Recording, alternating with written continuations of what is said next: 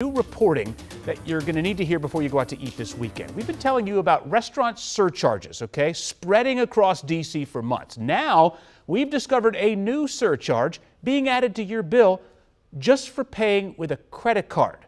Kind of like what they're doing with us at gas stations now, right? Chief investigative reporter Eric Flack explains why this matters and how one consumer group is fighting back.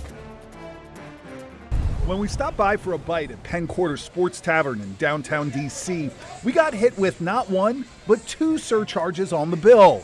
A 6% service fee to offset rising wages, but also a new surcharge that's becoming more common, a 3% fee just for using a credit card. It just costs more to operate a restaurant these days. Sean Townsend is president and CEO of the Restaurant Association of Metropolitan Washington. He says every time a business swipes a credit card, they're charged a 3% processing fee. And with rising inflation and labor costs, Townsend says some restaurants are now simply passing that entire fee on to customers. Some of the chatter I see out there is, well, why don't restaurants just raise their prices?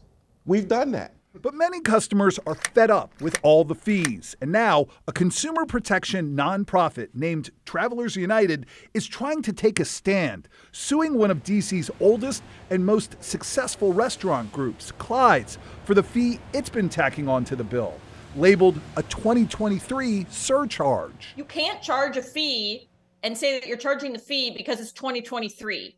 That's not allowed. Travelers United attorney Lauren Wolf says that's a violation of the D.C. Consumer Protection Act, which states restaurants have to clearly disclose surcharges on the menu. Unfortunately, Clyde's is one of many restaurants across the city that has fees that are truly, who knows what they're for. They're a way to deceive the consumer. In a phone interview, Clyde's chief operating officer Kevin Keller told me he believes the surcharge explanation on the menu, which cites high inflation, rising wages, and supply chain challenges, is clear and does not violate consumer protection laws. He added, "Our goal was always to be transparent with our guests with the hope of removing the surcharge in the future as conditions improve, or making the difficult decision to add it into our permanent pricing."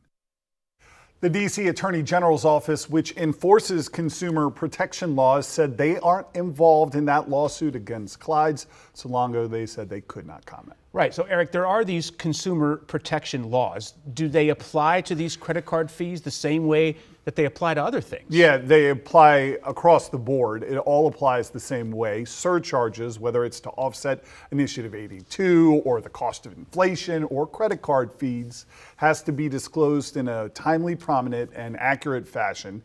If they're not, send those tips and complaints to the AG's office. I put that contact information in our digital piece on the WUSA 9 website. All right.